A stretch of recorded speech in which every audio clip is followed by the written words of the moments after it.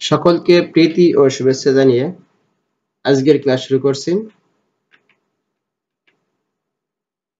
আমাদের ধারাবাহিক আলোচনার আজকের আলোচ্য বিষয়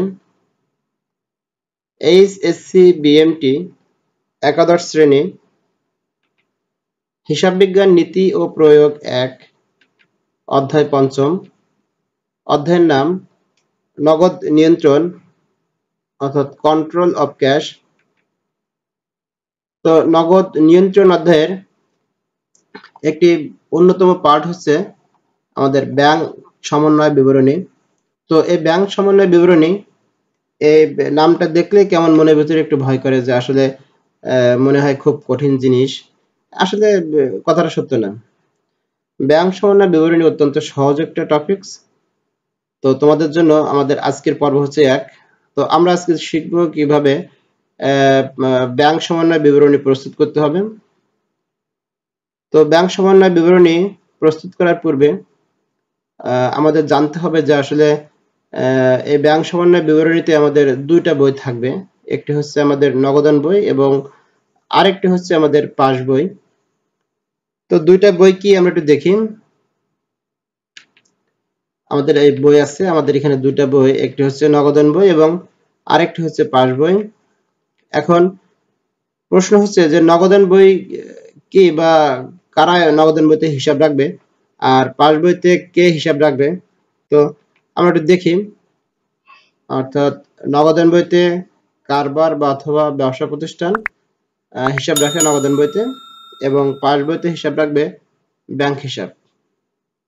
তো আমরা দুটা বই পাইছি এবং দুটা বইতে কে কোন বইতে হিসাব রাখবে সেটাও আমাদের ক্লিয়ার হলো। এখন আমরা একটা প্রশ্নে যাব।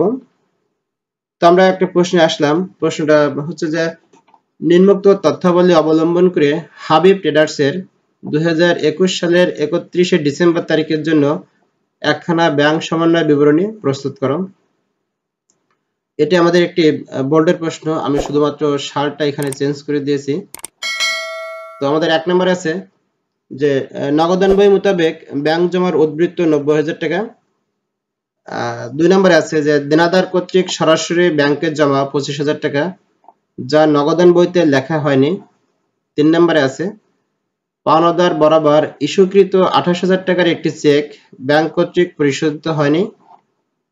4 নম্বরে আছে দেনাদার থেকে প্রাপ্ত 30,000 টাকার একটি চেক ব্যাংকে জমা দেওয়া হয়েছে কিন্তু ব্যাংক কর্তৃক আদায় হয়নি।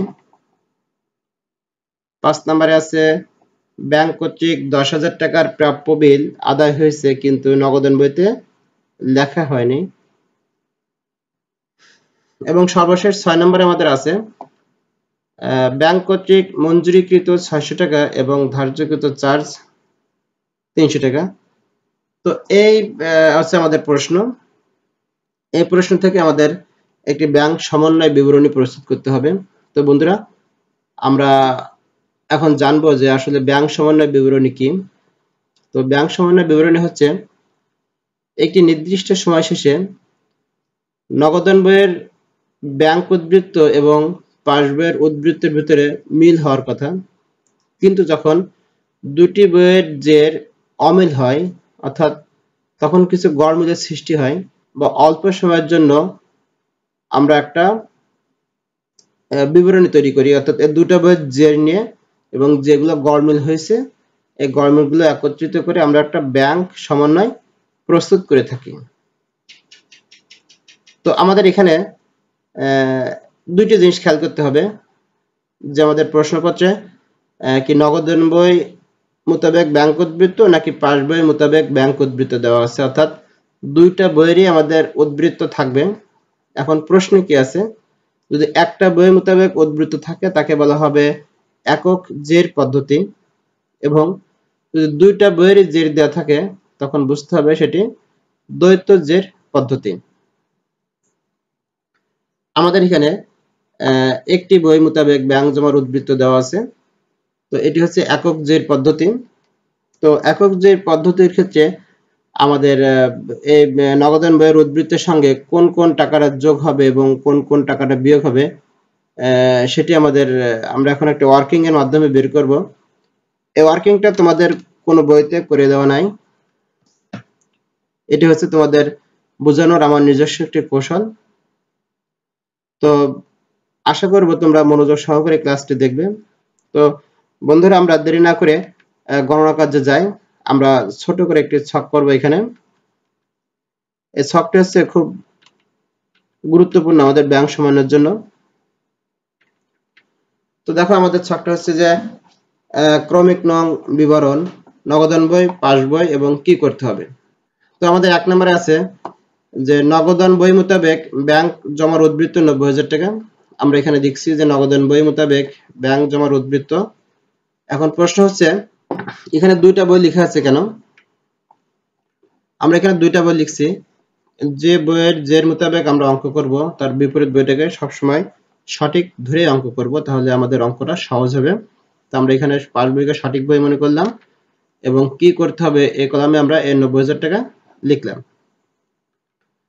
এখন আমাদের 2 নম্বরে আসি যে দেনাদার কর্তৃক সরাসরি ব্যাংকে জমা 25,000 টাকা, যা নগদান বইতে লেখা হয়নি, অর্থাৎ দেনাদার সরাসরি ব্যাংকে জমা দিয়েছে। তাহলে এই এন্ট্রিটা আমাদের পোস্টিং হয়েছে পাস বইতে এবং সেখানে যোগ হয়েছে, অর্থাৎ কোনো কেউ যদি আমার অ্যাকাউন্টে টাকা দেয় সেক্ষেত্রে আমার অ্যাকাউন্টে টাকা পরিমাণ বৃদ্ধি পায়, অর্থাৎ যোগ হয়। কিন্তু নগদান বইতে প্লাস অথবা মাইনাস কোনো কিছুই হয়নি, অর্থাৎ ক্রস। তো এখন আমরা সঠিক বইয়ের সঙ্গে যদি মিল করতে যাই, তো সঠিক বই প্লাস করছে 25,000, আমাদের 25,000 টাকা প্লাস করতে হবে। 3 নম্বরে আসি, পাওনাদার বরাবর ইস্যুকৃত 25,000 টাকার একটি চেক ব্যাংক কর্তৃক পরিশোধ হয়নি। তো আমি যখন চেক দিচ্ছিলাম তখন আমি নগদান বইতে ব্যাংক কলামে আমরা বিয়োগ করেছিলাম 28,000 টাকা। সঠিক বই যোগ অথবা বিয়োগ কোনোটিই করেনি। তাহলে এখন আমাদের এই 28,000 টাকা মাইনাস করা ঠিক হয়নি। এখন আমরা কি করব? প্লাস করে দেবো এটা। তাহলে আমাদের সঠিক মানে পাস বইয়ের সঙ্গে এই নগদান বইয়ের যেটা মিল হবে। 4 নম্বরে আসি। 4 নম্বরে আছে যে দেনাদার থেকে প্রাপ্ত 30,000 টাকার একটি চেক ব্যাংকে জমা দেওয়া হয়েছে, অর্থাৎ আমি একজন দেনাদারের কাছে টাকা পাবো, সে আমাকে একটি চেক দিয়েছে। চেকটি আমি আদায় করার জন্য ব্যাংকে জমা দিয়েছিলাম। তো যখনই আমি চেকটি ব্যাংকে জমা দিয়েছিলাম তখন আমরা নগদান বইতে আমরা ব্যাংক কলামকে কি করেছিলাম? প্লাস করেছিলাম 30,000। ব্যাংক এখনো পর্যন্ত এই চেকের টাকা আদায় করেনি, অর্থাৎ ব্যাংকের যোগ অথবা বিয়োগ কোনো কিছুই হয়নি। তো সঠিক বই যোগ বিয়োগ কিছু করেনি, তাহলে আমাদের এখানে প্লাস 30,000 টাকা করা ঠিক হয়নি। এখন আমরা কি করব? মাইনাস 30,000 টাকা করে দেব। এখন আমরা 5 নম্বরে আসি। 5 নম্বরে আছে ব্যাংক কর্তৃক 10,000 টাকার প্রাপ্য বিল আদায় হয়েছে কিন্তু নগদান বইতে লেখা হয়নি। তো ব্যাংক যদি প্রাপ্য বিলের টাকা আদায় করে তাহলে পাস বইতে যোগ হবে 10,000 টাকা, কিন্তু নগদান বইতে প্লাস মাইনাস কোনোটি হবে না, এখানে ক্রস। আমরা এখন পাস বইয়ের সঙ্গে মিল করার জন্য আমরা প্লাস করব 10,000 টাকা। এরপর আসি 6 নম্বরে। 6 নম্বরে দেখো আমাদের আছে ব্যাংক কর্তৃক মঞ্জুরিকৃত সুদ 600 টাকা। আমরা এখানে লিখছি যে ব্যাংক কর্তৃক মঞ্জুরিকৃত সুদ। তো আমরা যে ব্যাংক থেকে সুদ পাই, অর্থাৎ আমাদের অ্যাকাউন্টে টাকাটা যোগ হয়, বা ব্যাংক আমাকে যে জমাকৃত টাকার উপর সুদ প্রদান করবে এটাকে বলা হয় মঞ্জুরিকৃত সুদ। এটা হচ্ছে আমার আয়। তো ব্যাংক সুদ দেওয়ার অর্থ হচ্ছে আমার অ্যাকাউন্টে টাকাটা যোগ করছে, নগদান বইতে প্লাস মাইনাস কোনোটি হয়নি। এখন আমরা পাস বইতে যেহেতু প্লাস করছে আমরাও প্লাস করব। এরপর আছে ধার্যকৃত চার্জ 300 টাকা, অর্থাৎ ব্যাংক আমার অ্যাকাউন্ট থেকে টাকাটা মাইনাস করছে, আমি এখানে কি করব? এখন মাইনাস করে দেব। তো বন্ধুরা, আমরা এখন এই প্রশ্নটির মূল সমাধানে চলে যাব, অর্থাৎ আমরা ব্যাংক সমন্বয় বিবরণী প্রস্তুত করব। আর আমরা এখানে যে গণনা কার্যটা করছি এই গণনা কার্যটা হচ্ছে আমাদের অঙ্কের মানে এই ব্যাংক সমন্বয় বিবরণীর জন্য সবথেকে গুরুত্বপূর্ণ। যে এই গণনা কার্যটি করতে পারবে সে ব্যাংক সমন্বয় বিবরণী অবশ্যই করতে পারবে। তো আমরা কথা না বাড়িয়ে অঙ্কে চলে যাই। আমাদের হচ্ছে ব্যাংক সমন্বয় বিবরণী।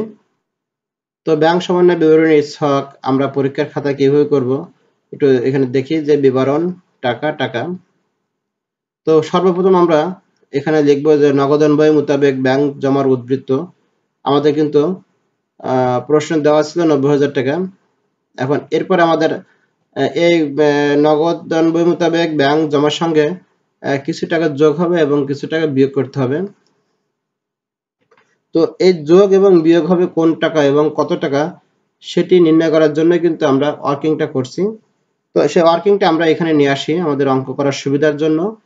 দেখো এখন আমরা এই কি করতে হবে এই ঘরটার দিকে লক্ষ্য করব। এখানে যদি যোগ থাকে আমরা যোগ করব, এখানে যদি বিয়োগ থাকে আমরা বিয়োগ করব। তো প্রথমে আমাদের আছে 25,000 টাকা, আমরা যোগে 1 নম্বর দিলাম। এখানে আমাদের বিবরণ ছিল যে দিনাদার কর্তৃক সরাসরি ব্যাংকে জমা, আমরা এখানেও লিখছি দিনাদার কর্তৃক সরাসরি ব্যাংকে জমা, আমাদের টাকার পরিমাণ 25,000 টাকা। এই 25,000 টাকা প্লাস আছে, আমরা এখানে বসাইছি 25,000 টাকা। এরপরে 2 নম্বরে আসি, যে দেখো এখানে আমাদের 2 নম্বরে কিন্তু 28,000 টাকা যোগ আছে। তো লেনদেনটা কি ছিল যে পাওনাদার বরাবর ইস্যুকৃত চেক পরিশোধ হয়নি, আমরা ওটাই লিখলাম, টাকা লিখলাম 28,000। তো এরপর বন্ধুরা দেখো মাইনাস আছে 30,000 টাকা। তো এখানে আমাকে ছিল হচ্ছে চেক ব্যাংকে জমা দেওয়া হয়েছে যা আদায় হয়নি, অর্থাৎ আমি আদায়ের জন্য ব্যাংকে চেক জমা দিয়েছিলাম কিন্তু ব্যাংক টাকাটা আদায় করিনি। তাহলে আমরা এখন কি করবো, এটা বিয়োগের ভিতরে এটা আসবে, যেহেতু এখানে আমাদের বিয়োগ আছে। এরপরে ব্যাংক কর্তৃক প্রাপ্য বিল আদায় হয়েছে, আমরা এখানে লিখলাম যে ব্যাংক কর্তৃক প্রাপ্য বিল আদায় হয়েছে 10,000 টাকা প্লাস, আমরা এখানে বসাইছি 10,000। এরপরে যেটা আছে সেটা আছে যে ব্যাংক কর্তৃক মঞ্জুরিকৃত সুদ 600 টাকা, মানে প্লাস কি করতে হবে, এখানে প্লাস করতে হবে। তো আমরা এখানে প্লাসে ঘরে 600 টাকা লিখলাম। আর সর্বশেষ আমাদের যেটা আছে সেটা হচ্ছে ব্যাংক কর্তৃক ধার্যকৃত চার্জ, এখানে মাইনাস আছে 300 টাকা, আমরা মাইনাসে ঘরে লিখছি 300 টাকা। তো এখন কাজ হচ্ছে এই যোগের টাকাগুলো আগে যোগ করব আমরা।